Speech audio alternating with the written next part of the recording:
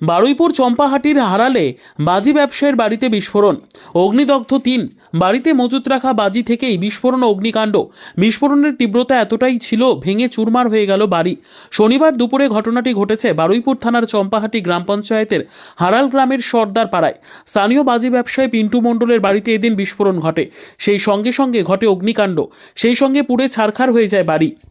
বাড়ির মধ্যে থাকা গৃহকর্তা পিন্টু মণ্ডল সহ শুভঙ্করী সর্দার ও ভক্তি সর্দার অগ্নিদগ্ধ হন।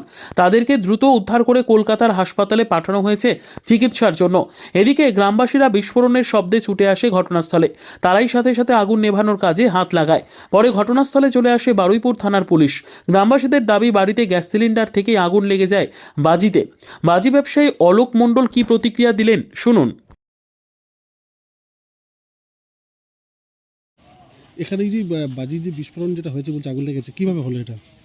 হলো মানে